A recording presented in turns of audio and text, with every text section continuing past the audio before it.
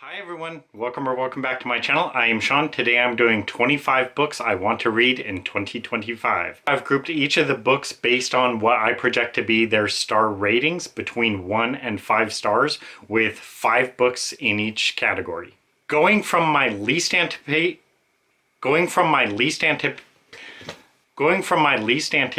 read to my most anticipated read, the least anticipated read for me in the 1-star category is Jack Kerouac, On the Road. This is a book on the top 1,000 list, 1,000 Books to Read Before You Die by James Mustich. My main concern about this book is that Jack Kerouac is kind of considered to be a stream of consciousness writer, which is a major red flag for me. I do not like stream of consciousness writing at all. Like, it is my least favorite genre out of everything. So for that reason, I put it as my least anticipated read for the year. Now, I have actually begun to read this book, and so far I'm actually liking it fairly well.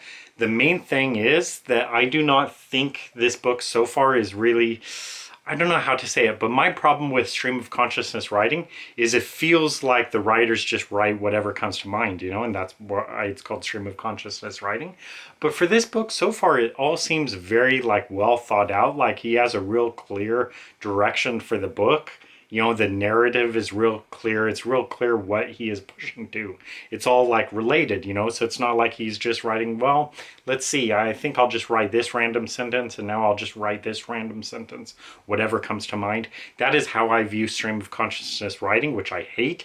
But for this book, it's not that. I mean, it's a very clear, direct path or whatever that he is leading the book down. So far I'm actually liking it fairly well. I can't say at all what I'm thinking for the star rating yet. I'm only 20 pages in. Oh, actually 30 pages. So yeah, it's actually not going bad so far. So that's kind of a good sign. And for this year, I really do want to be more generous, I guess, with my reviews of books. I really want to like more of what I read. I don't want to just, for every book I read, just say, I didn't like it, it was boring, whatever. That's not entertaining. No one really wants to see that. So I'm really trying to appreciate more of what I read. Next on the list is The Portrait of a Lady by Henry James. So this is a top 1,000 book, and the main concerns for it are the length and also just kind of the writer. I do not know much about Henry James, but I just kind of wonder, is he also a stream of consciousness writer? I don't know. I know that James Joyce is kind of more considered a stream of consciousness writer. And for whatever reason, I just kind of relate the two, James Joyce and Henry James. For whatever reason, maybe it's just the James part, I just kind of imagine they're the same writer. So I did not like Joyce James, or whatever his name is, James Joyce. So I'm kind of thinking I won't like Henry James, but we'll see. But really, I have low expectations for it. I do not expect to like it. I do not know a thing about the book otherwise, though. Next, also a top 1,000 book, is going to be Elizabeth Gaskell Cranford. That is the book on the top 1,000 list. This book also has Cousin Phillips, which I do not anticipate reading unless I like Cranford, which I really do not expect. I do not know why. I just do not know anything about Elizabeth Gaskell or Cranford, and no one ever talks about them at the bookstore. So why is this on the top 1,000 list? I don't know. Oh, actually, I think I have seen at least one other booktuber talking about an Elizabeth Gaskell book. Maybe it was Cranford, I don't know. But we'll see how it goes. Next, still with a projected 1-star ratings, is Goodbye to All That by Robert Graves. It's apparently an autobiography, which I do not really like. I do not like autobiographies, but this is a top 1,000 book. I've selected it to read this year just because I kind of want to get rid of it. It's not signed or anything. My anticipation is this will be the only thing I ever read by Robert Graves. I'm just not really interested. So this book would really have to impress me for me to read anything else by him. So real low expectations, especially because it's an autobiography. I don't even know who Robert Graves is. So I mean, I'm not interested in reading an autobiography by someone I don't even know. If anyone has read this book, and if you know, like, should I look up Robert Graves, like, on Wikipedia to get an idea of who he is? Or is it okay to just read this book, go into it blind, not knowing anything about it or Robert Graves? I mean, I kind of know he's a writer, but that's all I know. Is that setting myself up for disaster, just trying to read an autobiography by someone I have no clue who they are or what they've done? Or should I look up a little bit about who he is? What do you guys think? Have you read Robert Graves? Have you read this book? What do you think? Should I do a little bit of research on him first or not? The last book on the projected 1-star ratings is The First Man by Albert Camus, a top 1000 book. And it says here at the bottom, his final work. So I am reading this like in the opposite order I usually would. Usually I kind of like to read an author's first book. But this time it's actually like the last thing he ever wrote or whatever. I think it might have been published after he died. So that's real different for me to begin reading an author's last book. But this is the book on the top 1000 list. There is one more book by Albert Camus on the top 1000 list called The Plague. That is not his first book, however, and I'm not positive if we have it at the bookstore. So I'm just beginning with The First Man and see how that goes. Moving on to projected 2-star ratings is Dostoevsky,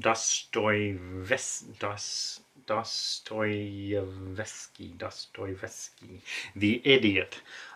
This is not a book on the top 1000 list.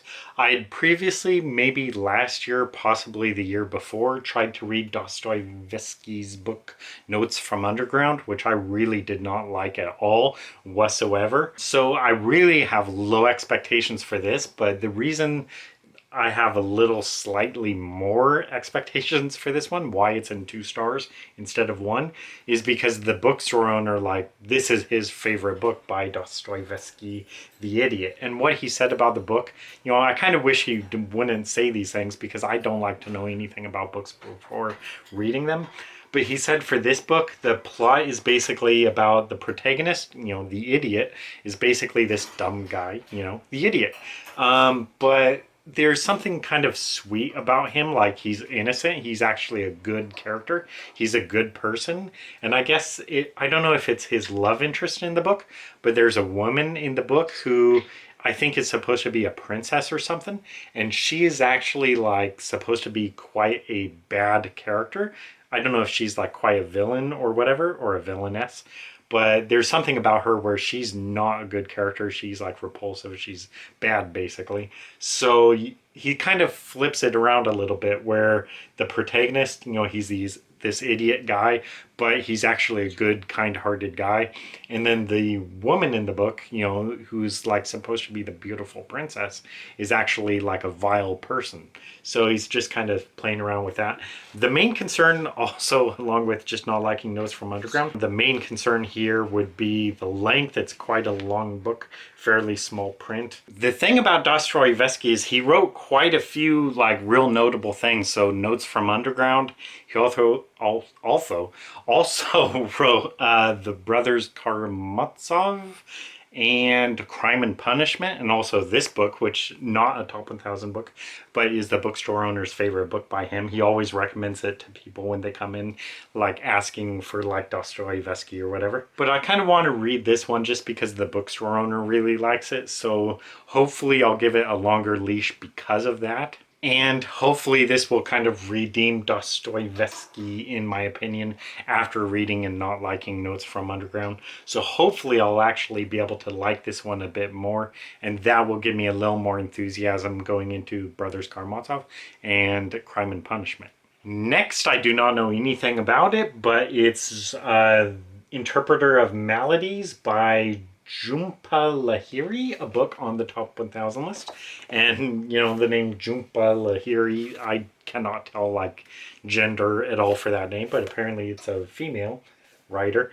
I do not know anything about it whatsoever. Oh god, winner of the Pulitzer Prize. That should immediately knock it down to projected 1-star ranking. I just do not like any books that have ever won a Pulitzer. I think the Pulitzer is a mark of a bad book.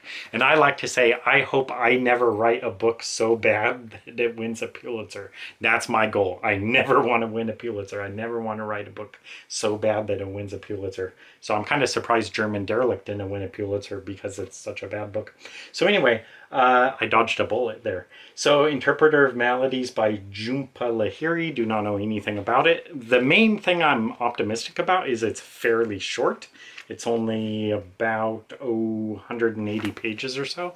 So that's pretty reasonable. So we'll see how it goes. Next, a top 1000 book, I do not know anything about it whatsoever, is Erskine Childers, The Riddle of the Sands. I kind of like the book though, just because of like the blue of the book. It's like a real pretty blue. I don't know. It is kind of a longer-ish book, so we'll see how it goes. No expectations whatsoever, but in a way, kind of a little bit low expectations, just because I'd never heard of this author before, Erskine Childers, and I've never heard of Riddle of the Sands. So just like, why is this a top 1000 book? You know, is this like the only notable thing this person ever wrote and I've never heard of it? So, you know, I don't really have any expectations going in, so we'll see how it goes. Next, I also have never heard of this book or author before. I think maybe I've heard of the author, I'm not sure. But anyway, it's a top 1000 book, The Glass Palace by Amitav Ghosh. I do not know like what heritage that person could be. Amitav Ghosh. I don't know. It doesn't quite sound Russian. It doesn't sound Indian exactly. So I wonder if it's like Uzbekistan or something. I wonder if there's like a biography about it. So I'm kind of thinking like, is that Kazakhstan or Uzbekistan? About the author, Amitav Ghosh was born in Calcutta. Oh, so apparently he is Indian. His childhood in Bangladesh, Sri Lanka, and northern India. Real low expectations. Really probably should be a 1-star projected rating, and it's also quite long. So this one could have the potential to be like one of my least favorite books of the year. So we'll see. The Glass Palace by Amitav Ghosh. I do kind of like that name though, Amitav Ghosh. And just that name, Amitav. That's a cool name. I like that name. Last on the projected 2-star ratings is Arthur Miller, Death of a Salesman. So I do have a signed book by Arthur Miller somewhere down here. I think the book is called Time Bends, which I want to say is like his memoirs, which I have not read. The only thing I've read a little bit by Arthur Miller was The Crucible, which was a play that was like required reading in English class in high school, and I don't even remember if I read any of it, but I remember we watched like a movie of like the Salem witch trials. So the main reason this is like a 2-star rating instead of a 3 is it's really short. It is a play, but, you know, it's only 130 pages or so, so that should be readable. I should be able to just power through this whole play. And because I have a signed book by him, and this is a top 1000 book, you know, I'll kind of want to like it a little bit more. I do not know anything about it, though. I'm assuming it's about a salesman who dies, though. Now with the projected 3-star ratings. So these are books that I'm kind of projecting to be, maybe they're just okay. Not quite like recommended read territory, but also just like not completely terrible. So first on the list is Another Roadside Attraction by Tom Robbins.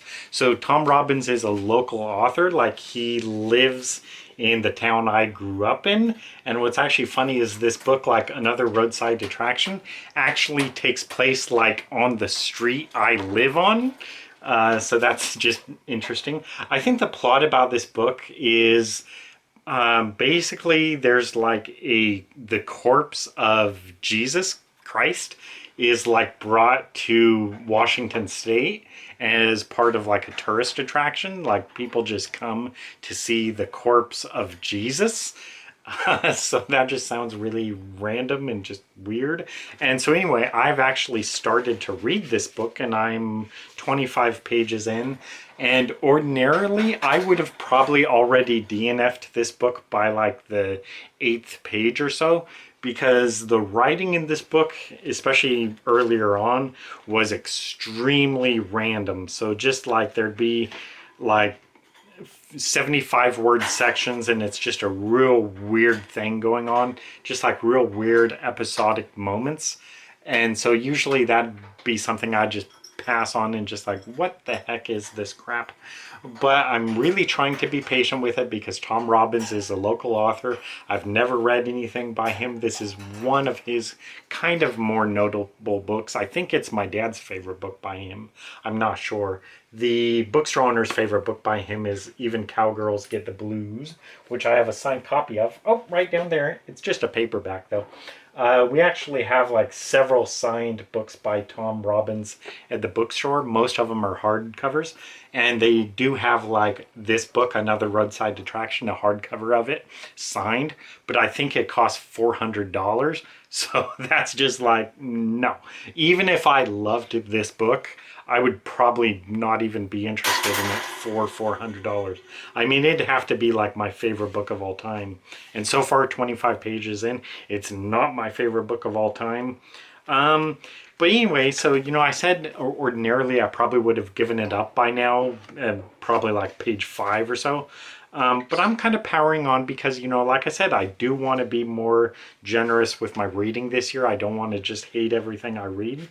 So what I'm really trying to think about for this book is to understand basically how it is written. So basically the way I'm kind of reading this book is really reading like a 1960s, just kind of like free loving, free thought, just, you know, kind of like free expression, just kind of doing whatever. And, you know, you're probably like high on things.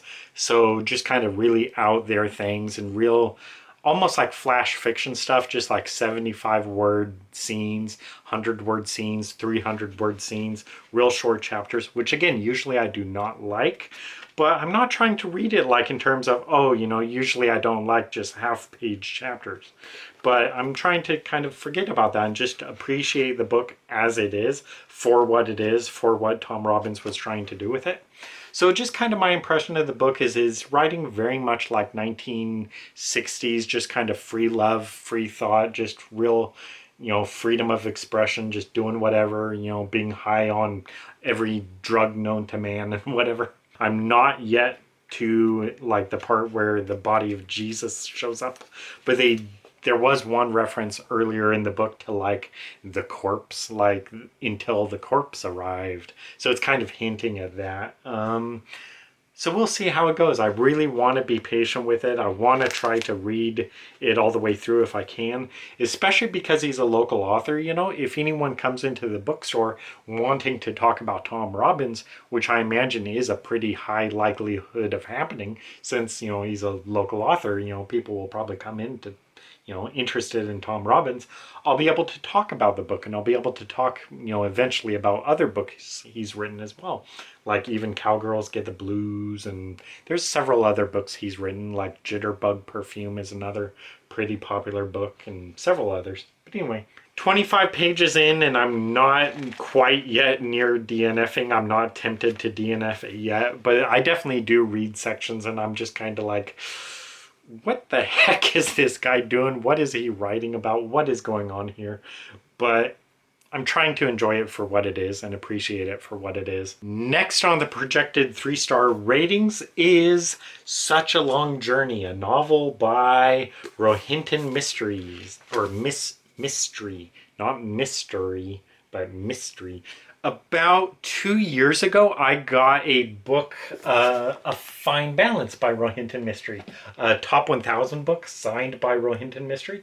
And so I looked it up just to find out a little bit about it because I didn't know anything about A Fine Balance or Rohinton Mistry. So I was curious when I got the book, like, okay, what did I just buy? Like, is this notable? And what is said on Wikipedia is that A Fine Balance is like often considered one of the 10 greatest books to ever come out of Asia. So when I read that, I was really more enthusiastic about that. Like, wow, one of the 10 greatest books to ever come out of Asia. And I got a signed copy of it. So that's real sweet. So let's give this a try and see how it goes. Is this really one of the 10 greatest books to ever come out of an entire continent? So when I began reading the book, A Fine Balance, I was really astounded that the writing in that book read exactly like my own writing. And this has only happened with one other author, and that was Richard Wright, the author of Native Son, which is a top 1000 book. For these authors, Rohinton Mistry and Richard Wright, we just write very similar to each other. I mean, we have the same vocabulary, we have the same sentence structure, we have the same like use of dialogue. Our description is very much the same. Just everything about how we write, in my opinion, is like identical to each other. So we are like brothers from different mothers. Myself, Rohinton Mistry, and Richard Wright. I would be interested if other people like read those authors and my books, if they as well were able to tell like the similarities between us.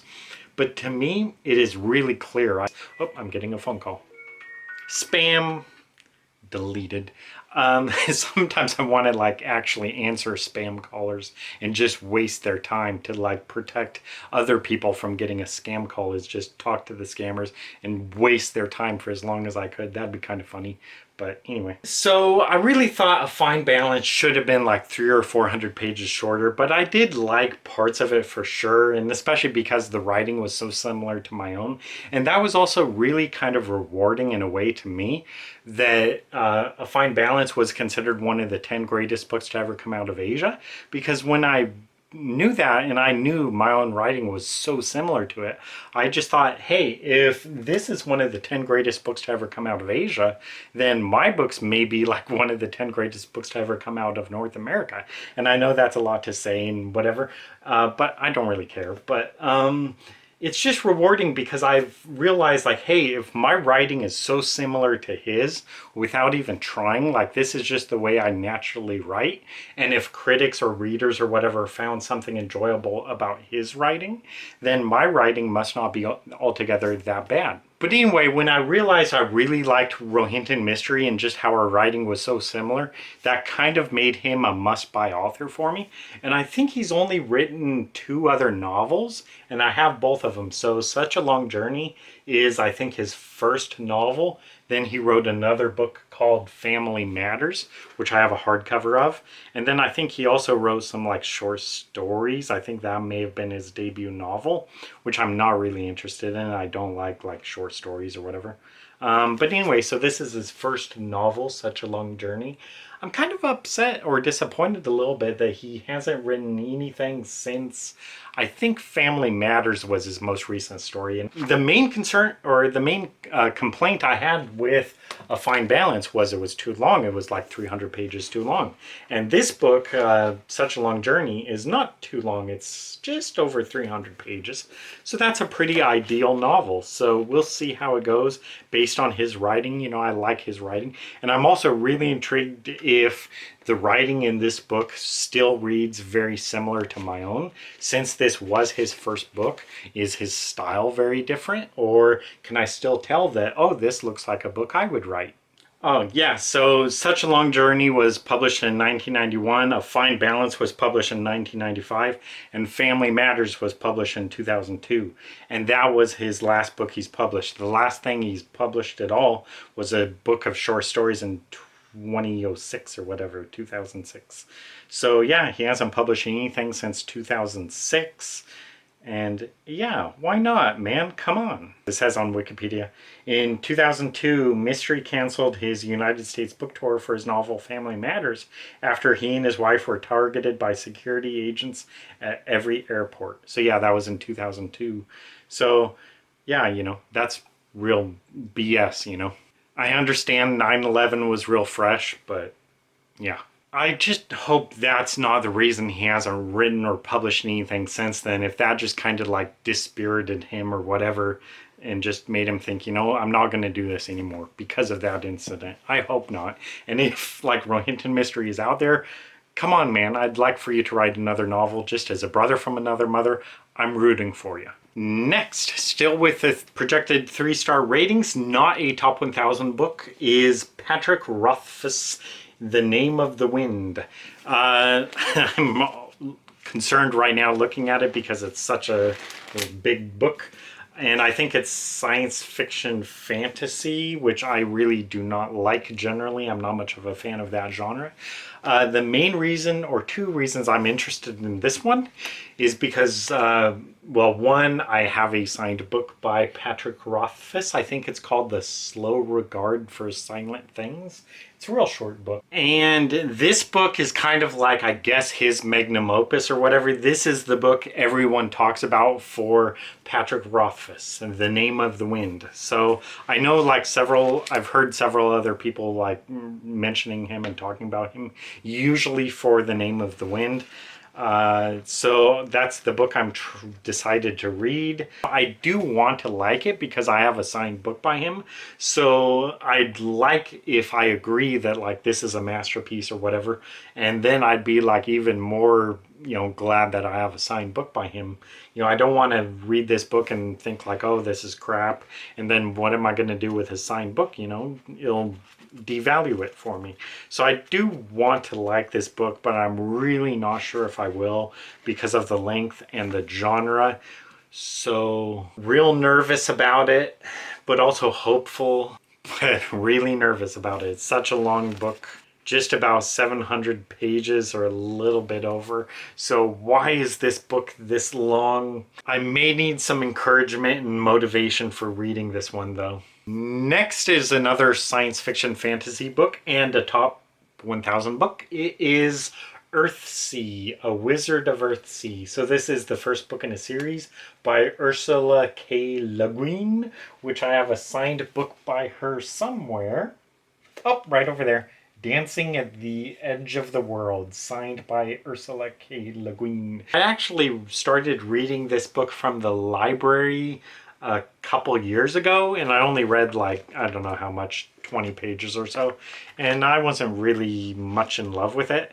And the main thing about this book, and it's actually kind of something I've said I wish like fantasy writers would do, and that is that I think fantasy authors should get away from like medieval Europe and Tolkien, because so many fantasy writers are always writing like a European themed, Middle Ages themed, like, swords and, archers and that kind of stuff, with like dragons and orcs and elves and dwarves, and it's just basically Tolkien. And so I'm thinking, branch out, use the whole world as inspiration. So like look at like Hawaiian myths and like Hawaiian history, and look at like Brazilian history, and look at like Pacific Island history and all sorts of things. Just use the whole world as your palette instead of being in the Middle Ages for Europe with Tolkien, branch out.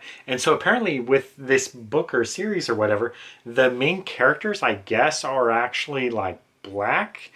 But the funny thing about that is like reading this book, I don't like really read them as black. I just picture like the character like, basically as white, because that's just so much what I'm used to, So it's really weird. Like, I'm not reading this book like as a diverse fantasy book. I just kind of picture it as like random generic, stable boy becomes hero story. So in a way, part of the diversity was kind of lost on me. Like, I forget how far I was into this book, like 20 pages or whatever. And I read something online about how the book or series is notable because it has like a diverse cast. It's like not an all white cast. It's, all diverse people and like black people and stuff. And so when I read that, I was just like, they're black in this book? Like, I didn't even like realize that. I don't know, like if there's passages in the book like saying if the character is black or whatever, but I may have just read them like, if it says like they're dark or whatever, I just read that to mean like, oh, they're a little bit suntan, I don't read that to mean like, oh, they're dark, they're black, I just read it as, oh, so it's probably like a suntan, white boy. And nope, apparently not. I just think that's kind of funny. But yeah, I definitely do commend her for writing a fantasy book with, you know, other people, other colors and other cultures and stuff. Like, yes, thank you. That is what fantasy needs. Use the whole world as your palette. So anyway, going to give it a try again. I do not really think I will start back from the beginning. I'll probably just, you know, start about 20 pages in. Basically, from what I remember about the book is there was like bad force in the world, and basically where I read like the young stable boy character, whatever he was, he's basically like this kid who kind of has powers in a way, and so he's kind of like learning to tap into those powers. And so like a wizard guy is like, hey, you know, I'll train you or whatever. So they take him away like on a boat to go to this island or whatever to like receive his training. And that's about where I left off. I forget if I like showed up on that island, but I definitely know they were on a boat headed toward that island or whatever. So that's probably where I'll pick up. I'll just find, you know, wherever they're on the boat going to that island. That's where I'll resume reading. I don't remember anything about like who the characters are or whatever, but I'll just pick up reading on the boat going to the island and just go from there. So kind of low expectations in a way, just not much of a fan of fantasy, and this book definitely wasn't knocking my socks off. But I'm definitely going to try to appreciate it, and I do like that the author was using like diverse cast and all that, different cultures, different skin colors and all that. Even if I wasn't really reading it that way, I was just instinctively picturing it like white boy, you know, not a dark skin character. But yeah, I'm going to try getting into it some point soon. And yeah, so for like prospective like fantasy writers and stuff, please, I encourage you, write more things other than medieval, European, Tolkien fantasies. Use the whole world. Use Africa. Use Native Americans. Use, you know, Japanese. Use all these different cultures, you know, the Middle East and all that. Use the whole world as inspiration for your stories. Last on the projected 3-star ratings is Blade Runner, or the actual title is Do Androids Dream of Electric Sheep?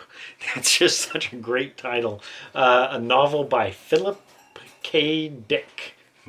So anyway, I previously read Philip K. Dick's book, Man in the High Castle, which I have not seen like the... is it an Amazon series? I really like the promotional materials. It looked like something that was interesting. But I tried reading Man in the High Castle and I was just completely underwhelmed by it. I did not like it at all. It was a book on the top 1000 list, I believe, as is Blade Runner, Do Androids Dream of Electric Sheep. I have not seen any of the movies for Blade Runner. I think they're actually coming out with a new movie real soon too. But I've never seen any Blade Runner films, so I really don't know anything about it whatsoever. And usually I like reading books with movie adaptations, so I kind of want to try reading the book first and then try giving the movies a try.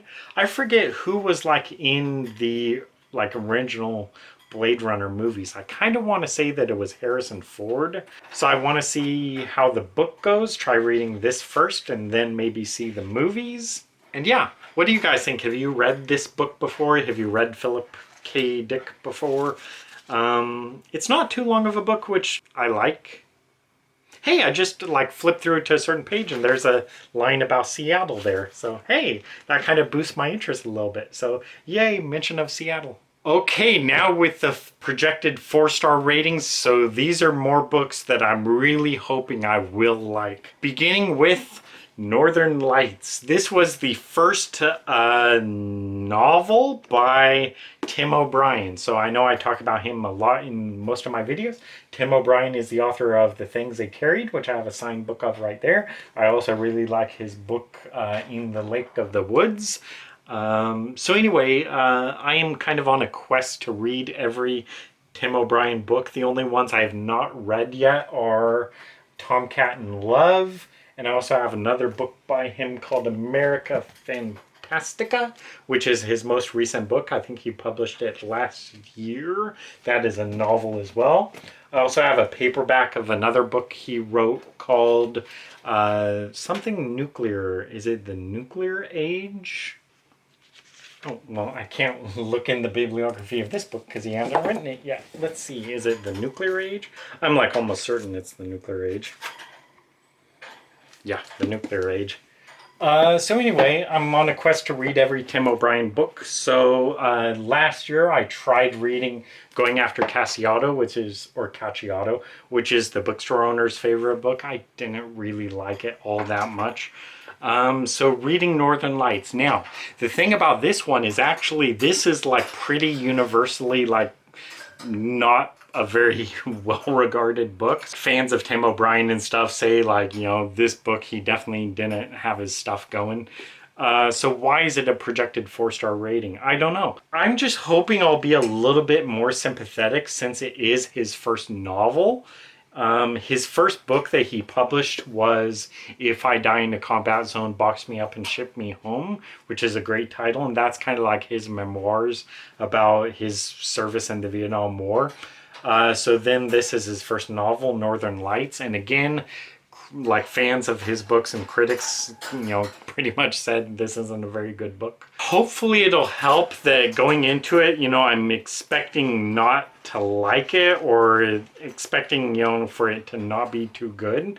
So for this book, I'm going to kind of be looking for any kind of bright spots, like just thinking, will I at least be able to say like, hey, at least the first chapter is not so bad, or the first sentence isn't so bad, or the dialogue's not so bad, or just to find something decent about the book. Next, I'm a little bit leery of putting this book on the list, but there's several other books I have by this author. I think I have 3, maybe 4 books by this author now, because I kind of want to buy and read every one of his books if I can.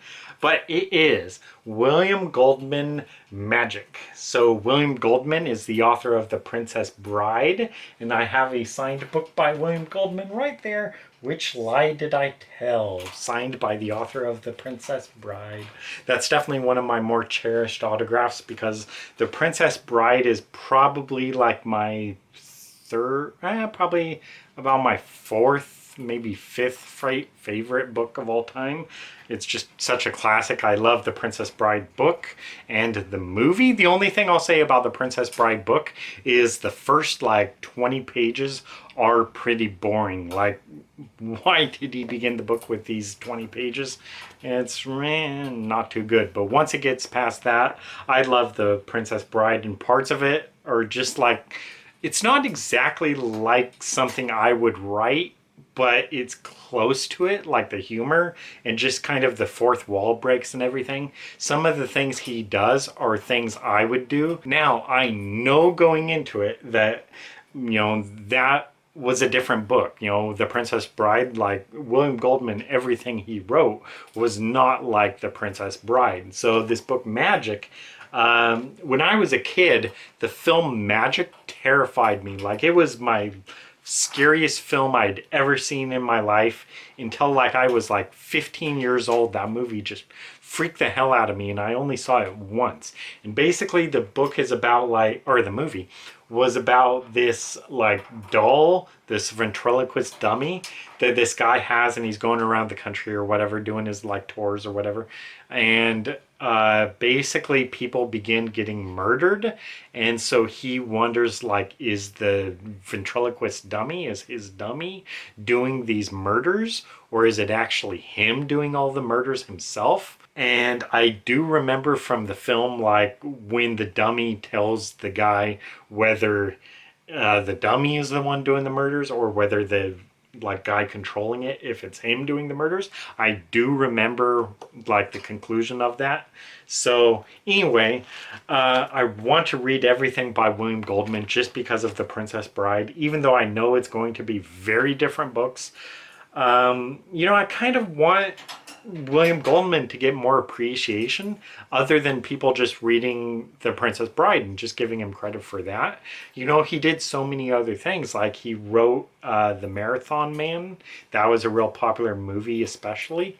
And he also wrote the screenplay to the film Butch Cassidy and the Sundance Kid with Robert Redford and Paul Newman. He wrote that screenplay, which is one of my favorite movies of all time. And he just wrote other stuff as well. Like I think he wrote the screenplay for the film Misery, the Stephen King book.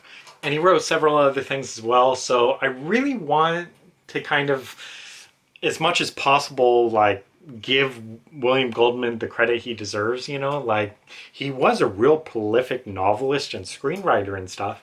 So I kind of wish he's not just known as The Princess Bride, you know.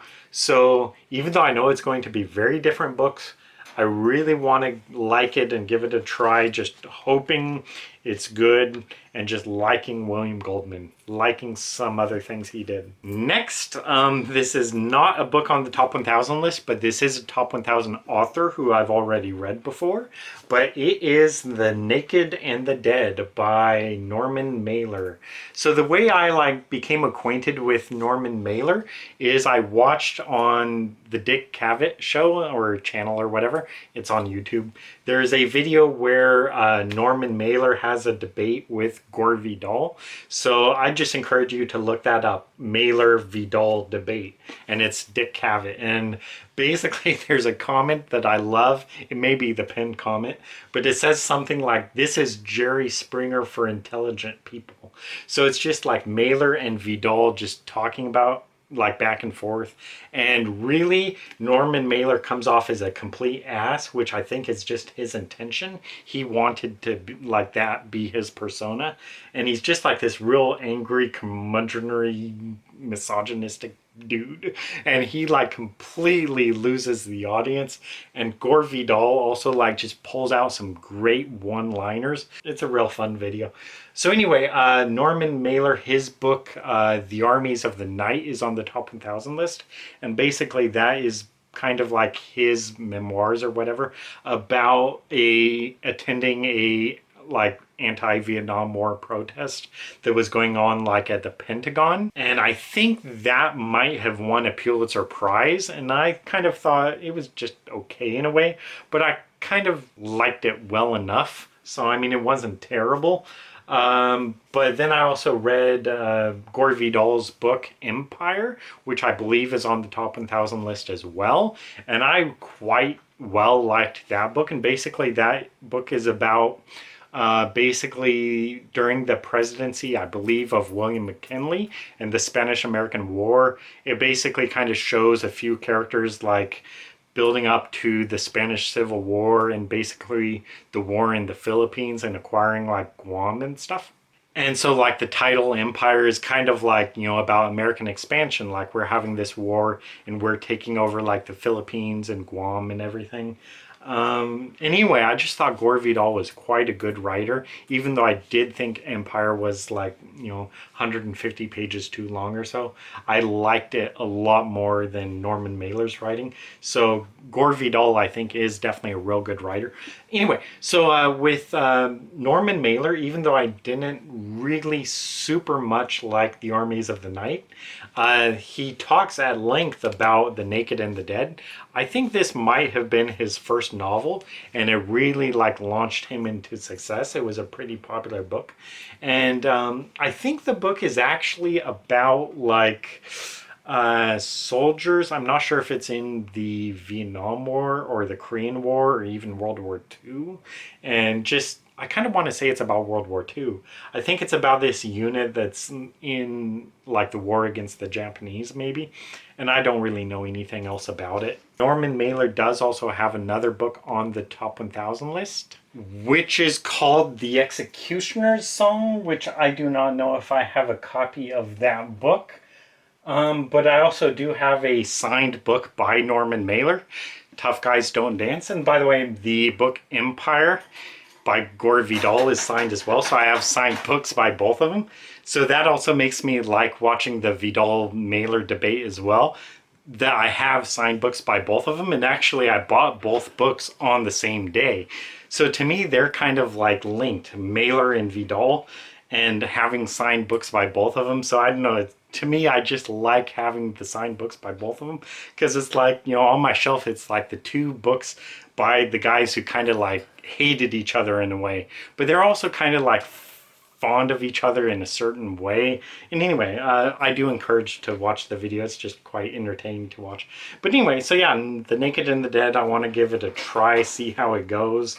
I need to read The Executioner's Song or whatever, the other book by Norman Mailer.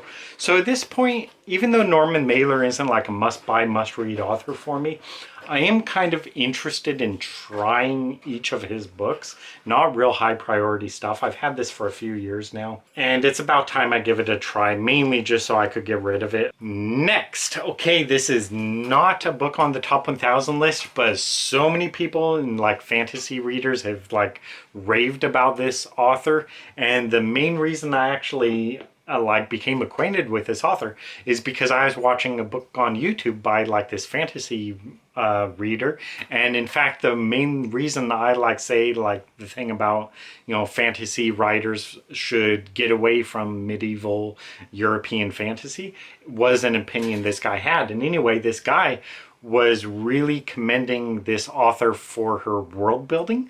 Like he was saying, like in terms of fantasy writers, this is how you should build your worlds. You know, he was kind of like criticizing how some other fantasy writers like their world building or whatever. And he's saying like, this is a good idea how going forward people should do world building. And the author he was talking about was Robin Hobb. And so like a couple days later, I went to the bookstore and I saw a signed book by Robin Hobb, which is right back there. It's called Forest Mage. That is book 2 in the series. But yeah, there's Shaman's Crossing, which is book 1 in that same series. So I have book 2 signed by Robin Hobb, and I also got book 1. Now, the reason I'm not actually reading either of those yet is because I see like a lot of like booktubers talking about Robin Hobb, but they don't ever talk about that series. So I kind of think that series that I got and the signed book that I got are not from books that are popular by her. So the popular book, the one everyone reads, the main series for Robin Hobb, is this series. So it is Robin Hobb, Assassin's Apprentice. I like pray this is the first book. I'm like almost certain it is. But it's the Farseer series. And anyway, so yeah, the Farseer trilogy, Assassin's Apprentice, Royal Assassin, Assassin's Quest. So yeah, it is the first book, I'm almost certain. So yeah, a lot of fantasy readers really rave about this book and series, so giving it a try. I've never read Robin Hobb before. I don't know if I should say I'm optimistic or pessimistic or whatever, but there is the concern that I do not generally like fantasy or science fiction. This is, I think, more just fantasy. If you've read Robin Hobb and if you've read this series, is this, in your opinion, the best book in the series? Or is like a book later on in the series better? Let me know. Anyway, this is another book I may need a little bit of encouragement on, because again, I'm just not much of a fan of fantasy. Last on the projected 4-star ratings is Going Solo, Continuing the Story Begun in Boy by Roald Dahl. So, about maybe 3 years ago, I read Boy, which was the autobiography of Roald Dahl. Roald Dahl is the author of Charlie and the Chocolate Factory, and he also wrote some other stuff like James and the Giant Peach and a few other things. Oh, and I also think he wrote Matilda. That's also a book I read by him. Matilda is the book on the top 1000 list, not Charlie and the Chocolate Factory, which seems real weird. Like, why would Matilda be a top 1000 book, but Charlie and the Chocolate Factory is not? I mean, come on. Anyway, so this is actually the main book I wanted to read, and I bought this book from the bookstore, and I got it home, and then I saw it on the thing, Continuing the Story Begun in Boy. And I knew about the title Boy, but I just had no interest in it at all whatsoever. But when I realized this is like the second book of his memoirs, you know, it's kind of like, well, if this is book 2, I really should read Boy. So basically, Boy is about his early life from basically, you know, his birth to like, I don't know how old, like 12 years old or so, when he's going through school and everything. And I enjoyed it quite a bit. The main thing that I thought about Bowie is the writing. Basically, Roald Dahl wrote it as if it was a children's book. So it wasn't just like a regular memoirs or autobiography. It read like Charlie and the Chocolate Factory or Matilda. It's pretty much the exact same writing. So I thought that was really interesting to write his memoirs in the same way he wrote his books for children. And he did not only write books for children. Roald Dahl actually did write a few adult books in his life. And when I say adult books, I think some of them might actually have been a little bit explicit, maybe. I'm not exactly sure if that's true. But I know he wrote some books for adults. But yeah, I thought it was really interesting that he decided to write his autobiography or whatever, like as a children's book. That's just really interesting, and I like that. That was enjoyable. And also because, the other books I read by him are Charlie and the Chocolate Factory and Matilda. It wasn't like a shock to read Boy because it's just written very much in the same vein, so I liked that. So anyway, going solo, the reason I say this is the book I really wanted to read is because in World War II, Roald Dahl actually flew fighter planes in World War II, and he fought like against the Germans. In fact, I don't know if he was shot down. I actually don't think so. I don't know. But he like fought against them, I think, in Greece, and I think he actually had several kills during the war. But yeah, so I'm interested to read this, and I really, I don't know how to say exactly. I really thought that was interesting, like just finding out that Roald Dahl flew airplanes against the Germans in World War II. And, all people may know about him is, oh, he wrote Charlie and the Chocolate Factory. Or maybe people don't even really know he wrote Charlie and the Chocolate Factory. Maybe they just think Charlie and the Chocolate Factory like, oh, that's Gene Wilder. Or nowadays you may think, oh, Johnny Depp. You may not really think Roald Dahl. And even if you do think Roald Dahl, you may not know, like, the dude flew airplanes against the Germans in World War II. That is pretty cool. So I mean, like, major kudos to him. I mean, I kind of want to find out more about his life, and his adventures and what he did. And there was like an episode where like I forget if he crashed or something in Egypt, and so I forget what happened with that. And I think he did some like training missions in Iraq, and just real interesting life the dude must have had. So I'm really excited to read it. I did like Boy, so that's the main reason I put this as a projected 4-star rating. Based on how the rest of my books go, it could wind up even getting a 5-star, because I just imagine there'll be nothing about this book that I dislike. I liked Boy, so I think I'll like this one very well. I don't imagine there's any way he could really lose me on it, so real excited to give it a try. And, like I said, Roald Dahl just really deserves, the attention or the credit or the kudos or whatever for flying airplanes in World War II against the Germans. Like, good on you, Roald Dahl. You're a cool guy. Okay, and then at last with the projected 5-star ratings, beginning with not a top 1000 book, but it is Spartacus by Howard Fast. So this is the book that the film Spartacus was largely based on. The film Spartacus with Kirk Douglas, which I have a signed book by Kirk Douglas somewhere around here. Oh, right there. Kirk Douglas, Last Tango in Brooklyn. So that's, I guess, a novel written by Kirk Douglas, the actor from the film Spartacus. One of my favorite movies. I like that movie, especially like when the Roman army arrives like at the end and you just see like the legions coming down the hill. That's such a great scene, and it's just like, oh crap, we're screwed. But anyway, yeah, I really like the film Spartacus. I think both the beginning of that film, like the first, 35 minutes or so, and then the last, basically the final battle, are really cool. The middle scene stuff is kind of meh.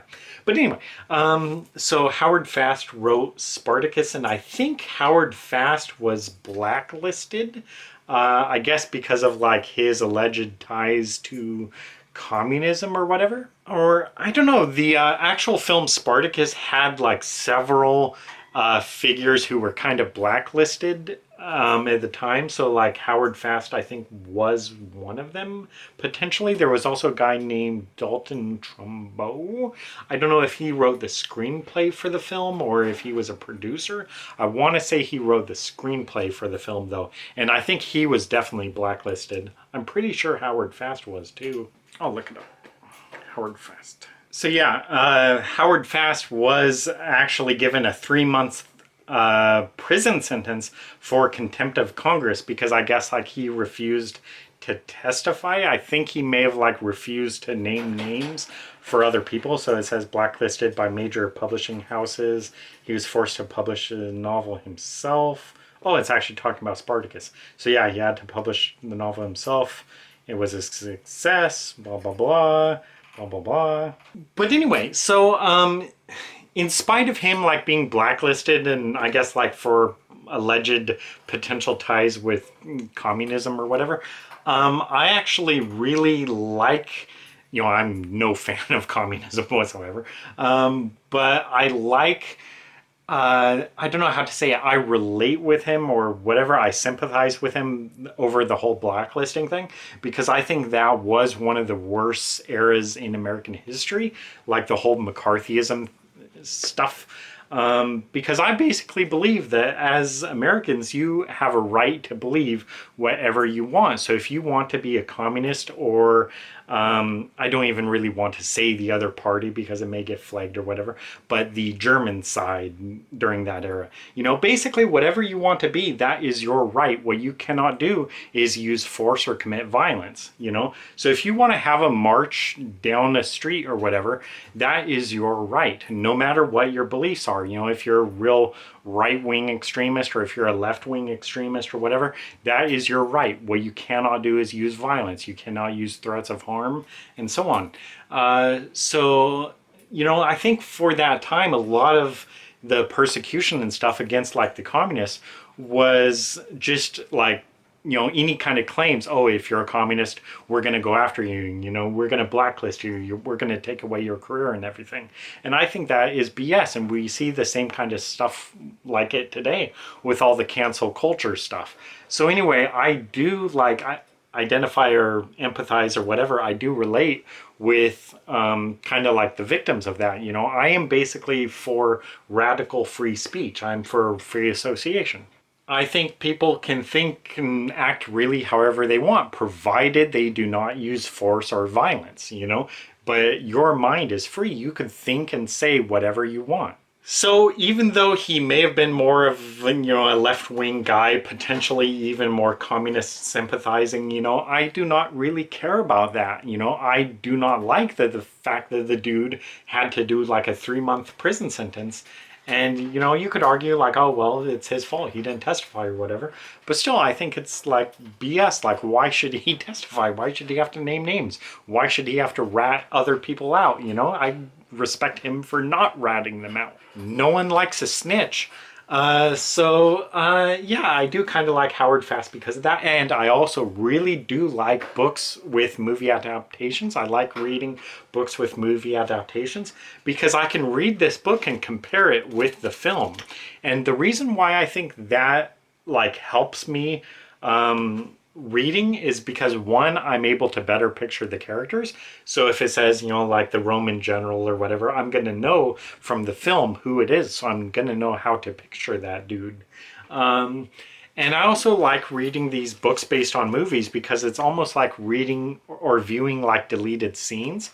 So if I come across a scene and it's like, oh, this scene is definitely not in the film, I could picture it as if it was made in the film, like I'm watching a deleted scene from the film, but I could picture it perfectly with Kirk Douglas and all that, so I could picture exactly how it might have appeared in the film if they actually kept it as is. And also with like the lines of dialogue, I like reading it because like reading the original version, the wording may be different than it is in the film. But reading it in the book, I could kind of, it's almost like alternate takes, so I could just imagine this is an alternate take of Kirk Douglas giving this line, and, they did another take and another take and another take, and then they kept the one that was in the movie. That's kind of how I imagine these a little bit. So I do like reading books with movie adaptations. And also, finally, another reason I like reading books with movie adaptations is because a lot of times when I'm just reading the book, I'm sorry if the bird is being a little bit noisy. A lot of times if I'm just reading a book, all my criticism kind of will be toward the book, toward the author.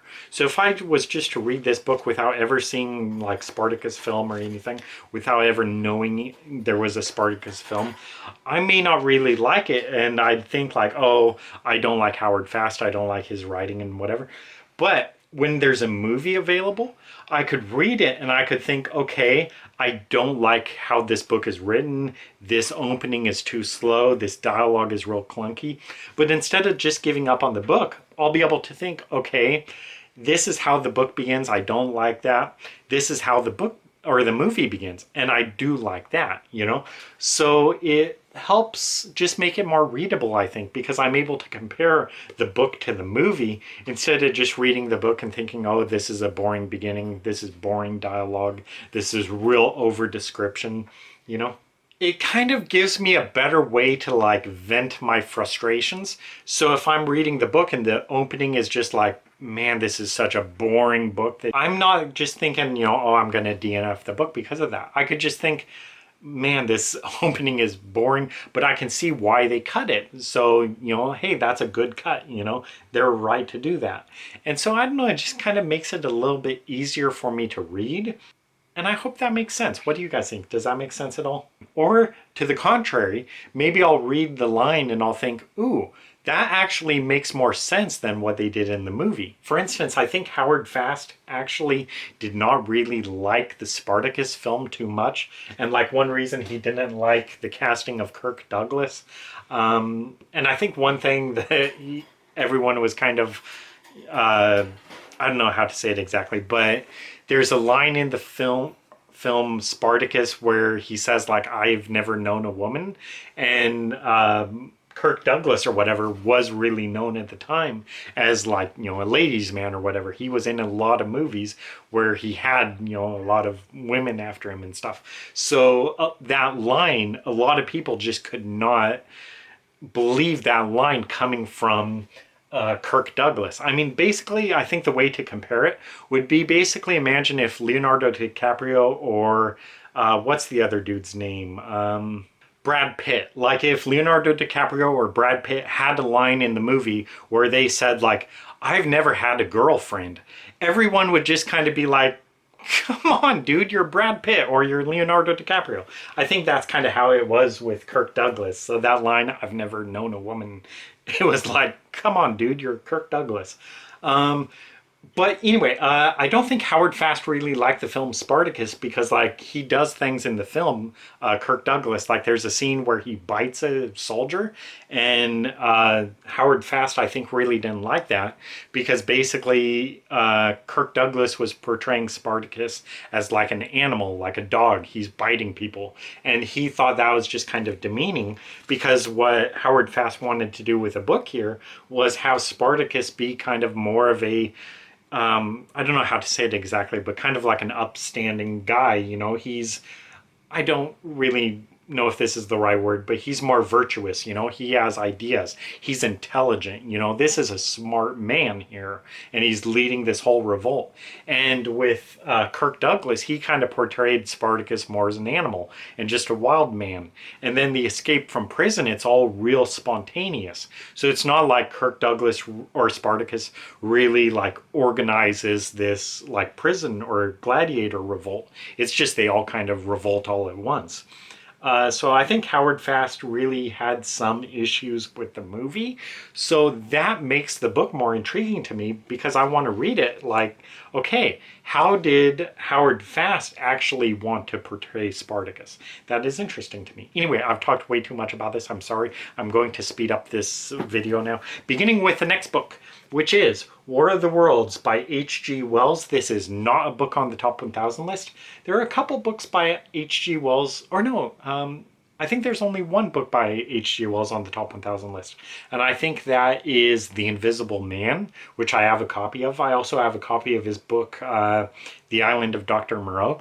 But I decided to read this book first, The War of the Worlds, because I have seen the movie with Tom Cruise, which I think was an okay movie overall. And just like I said with Spartacus, I like reading books with movie adaptations. So I've never read H.G. Wells before, but because I'm fairly familiar with the film War of the Worlds, I'm just going to be a little bit more interested to read it. Like, okay, who is the protagonist in this book compared to the movie? I don't really remember like any of the names from the movie version or whatever. I don't recall any of the names. But anyway, just to see how it goes, you know, I roughly remember the story from the movie. So I'm just curious to see how the book goes. And it's not too long of a book. It's just about 200 pages. So pretty enthusiastic about reading it, even though it is science fiction fantasy. H.G. Wells is one of the more masters of science fiction, and this is probably one of the more masterful books. The War of the Worlds, just a real epic book, you know, real epic title and all that. So real excited to give it a try. And I do think I'll like it. So I'm projecting this as a 5-star book. Next is Michael Crichton, Sphere. So this is actually the last main book for fiction for Michael Crichton written in his name that I have not read. So Michael Crichton has also written like 10 or so other books under a pen name. And he also wrote, I think, a nonfiction book with, I think, his brother called Travels, which we actually do have at the bookstore, but I'm just not really super interested in that. But Sphere is the last like of his novels under his name that I really plan on reading. So once I finish this book, I'll be able to do a video ranking all of Michael Crichton's books. So I've kind of been saving this one for last because reading a lot of reviews of Michael Crichton, I mean, like pretty unanimously, you know, his most famous book is Jurassic Park. Personally, my other favorite book by him is Airframe. But for most other reviewers, a lot of them say their favorite book by him, or one of their favorite books by him, is Sphere. So I've kind of been saving it for last, like, you know, just the last thing to read by Michael Crichton is one of his more fan favorite books. So really going to have to try to be patient with it because, you know, so many fans do like it. Something that I need to keep in mind for this book is that Michael Crichton writes a little bit different than like other science fiction, fantasy, techno writers write. So like on the cover here, it looks like there's some kind of like underwater colony or habitat or something. So like other writers may write something like, you know, oh, I don't know, just like maybe there's like a pill they take that makes them breathe underwater. But Michael Crichton doesn't really do it from that way. Michael Crichton tries to base things a little bit more in science. So he may try to look at some like existing technology to actually explain how like undersea colonies could theoretically work. And he may devote a lot more time to that. Whereas other writers may just be like, you know, oh, in the year 2077, man established the first colony underwater. But Michael Crichton's going to be a lot more thorough about it. So he's going to think like, okay, how would we actually do this? How would we grow food or whatever down there? How would we have light down there? How would we have our energy? What would our power source be? That's kind of a lot more of what Michael Crichton would focus on. And some of that could be kind of boring because it's like, come on, man, I don't want to read all about like the power needs of this undersea like colony. I mean, just show, you know, the plot, you know. But for Michael Crichton, the plot is their power needs or how they get their food or whatever. You know, that is more what Michael Crichton is interested in because to him, that is what you need to figure out. That's what will be interesting. How are they going to get power? How are they going to get food? How are they going to get oxygen? Whatever. So anyway, I'm kind of expecting this book to have a little bit more like techno stuff than I would maybe like. But I need to just understand that is how Michael Crichton writes. That's how he thinks. That's what he wants to write about. But it's a fan favorite book, and so excited to give it a try. Really the last Michael Crichton book I will ever read. Unless I read travels or if I read his books he's written by the pen name. But I don't really anticipate doing that. This, to me, is kind of the end of Michael Crichton for my reading. So it's kind of a bittersweet thing, you know, having read all of his other books. And now this is it. This is the last one I plan to read. There will be no more after this. And I know, like, he recently, there was a, like, co-authored book with James Patterson, I think, that came out. But I have no interest in that whatsoever. I've read a few of the, like, posthumous Michael Crichton books that have came out, like Micro and Dragon Teeth, and there was like a Pirates book. I've read those, but I have no interest whatsoever in the I think it's James Patterson. But yeah, if they come out with anything else by him, I'm just not reading it. Because I imagine Michael Crichton really didn't have a hand in any of it. Maybe he had like a phone call one day with James Patterson and said like, oh yeah, I'm thinking of writing a book about this. And so now like 10 years after that phone call, James Patterson is like, oh, so here's a book I wrote with Michael Crichton. And it's like, no. Next, so this is my second most anticipated read of the year, and it is Isaac Asimov, and this book is actually the Foundation trilogy. I have actually already read the first book, Foundation, which was this last year my I guess that's kind of a spoiler, but I'll just say it. Last year for 2024, Foundation was on my 24 books to read in 2024 list, and it was actually my favorite read of the year, completely unexpected, because it's science fiction, and I just don't like science fiction, and I surprisingly liked Foundation, because basically I thought of it as a fall of Roman Empire set in space. Anyway, I talked about it a little bit more in my 24 books to read reviewed video, which I just posted. Anyway, so I liked Foundation, the first book, pretty well. I think the next two books in the trilogy are on the top 1,000 list as well. I think they're called Second Foundation, and is it Foundation and... I think the second book is Foundation and Empire, and the third book is Second Foundation, I think. Yes. So anyway, so reading those two books, I think I'm going to go ahead and read both of them for this year, not just one, because, you know, I kind of do plan to read both of them, unless I just do not like Foundation and Empire, and if that book just loses me, then I probably just won't read Second Foundation. But for now, I'm planning on reading both of them, really, so I could just get rid of this book.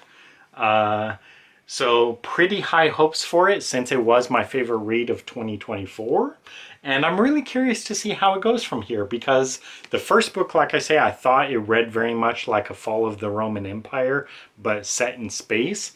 But the book Foundation pretty much ended close to basically where we are at now.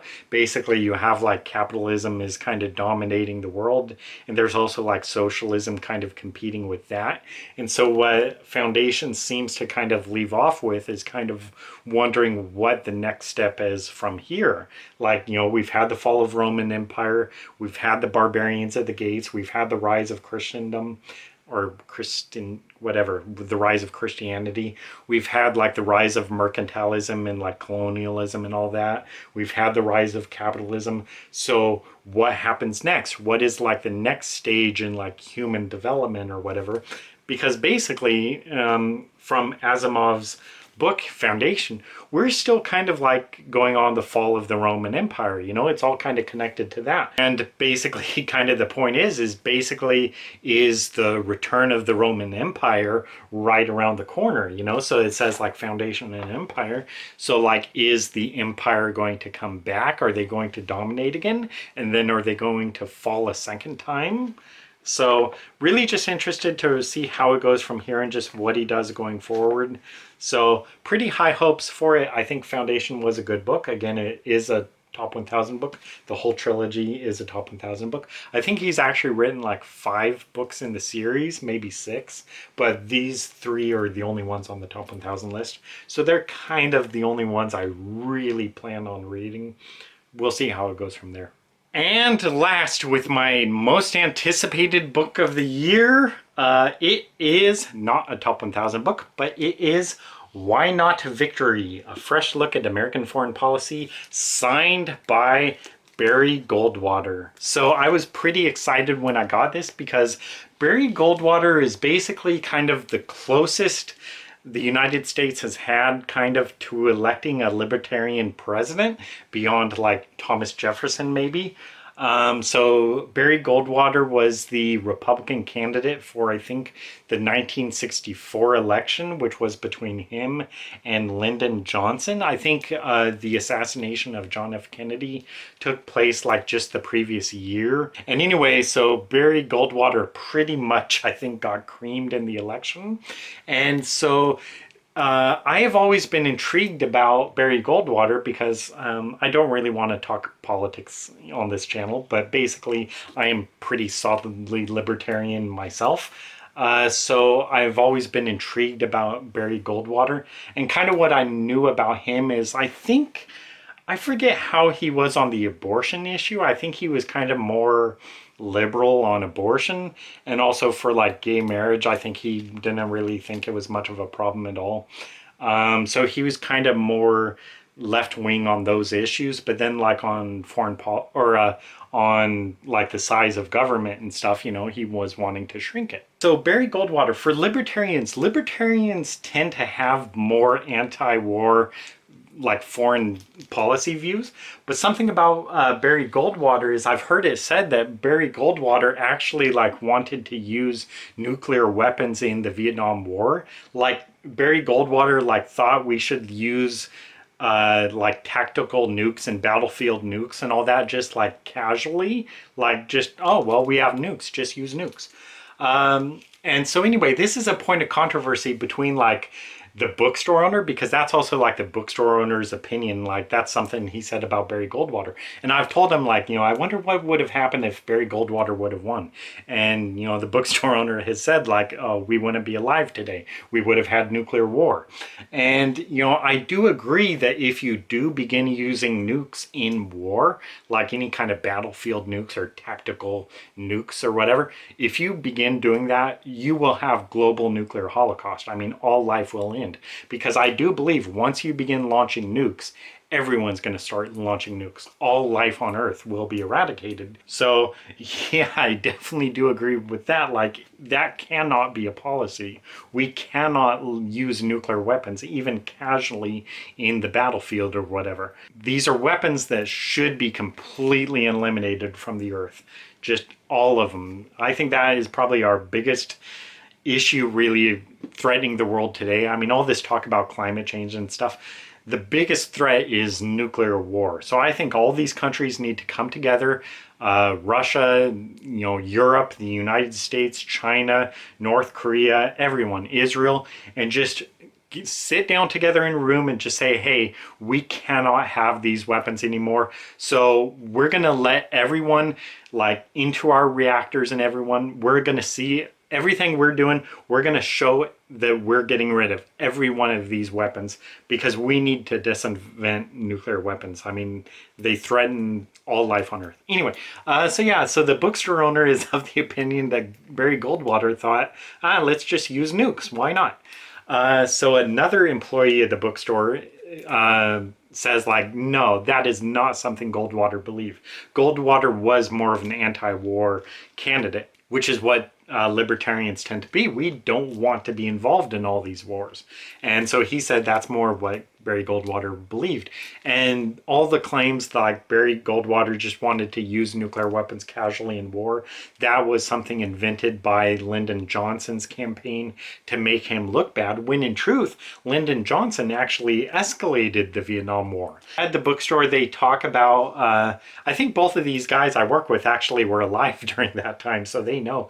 There was apparently an ad put out by Lyndon Johnson, something about like a girl picking flowers, and then I guess there was like a nuclear bomb explosion or whatever. And it was just insinuating like, if we elect Barry Goldwater, we're going to have war in Vietnam and we're going to have nuclear war.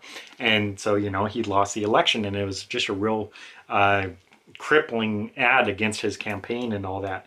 So anyway, this is a book about his foreign policy. Why Not Victory? A fresh look at American foreign policy. So I'm really interested to read that and see, like, is that actually something he says? Oh, actually, I just saw a chapter there about disarmament. So yeah, we'll see how it goes. Red China in the UN, disarmament, the World Court. I didn't see what that last chapter was. Cuba, U2, America's power, use and misuse, the communist menace. And yeah, so I'm intrigued to read it and just basically find out more. Is that actually something he wanted? Was just casual nuclear weapons use? Just reading the disarmament chapter. We should, I believe, announce in no uncertain terms that we are against disarmament. We are against it because we need our armaments, all of those we presently have, and more. We need weapons for both the limited and the unlimited war. Yeah, so we'll see how this book goes. I'm a little bit leery about it. But I really have no skin in the game. So, I mean, if Barry Goldwater, has these real militaristic policies, I can real easily condone that. I do not agree with that. I think we should be pushing a lot more toward peace and, peaceful resolutions to things and get out of all these needless, stupid wars. It's entirely possible that maybe I just agree with him on a few things and strongly disagree with him on several others. So anyway, this is my most anticipated book, I guess, just because I'm really interested in Barry Goldwater to just read more about his foreign policy. I think it's also interesting. I think in Hillary Clinton in her youth was actually like a Goldwater girl. She was a supporter, I think, of Barry Goldwater when he was running for president. I think it's also useful to note that, I'm not just going to read this and agree with whatever he says just because it's like Barry Goldwater. That was my 25 books to read in 2025. I will try to be a lot more longer leash with all of the books I read and just try to appreciate more of what I read, finish more what I read, not be as critical of what I read. So yeah, thank you guys for watching. Hope you have a great 2025. I hope the year is good for you. Thanks for watching. See you next time. Bye. 2, 3, 4.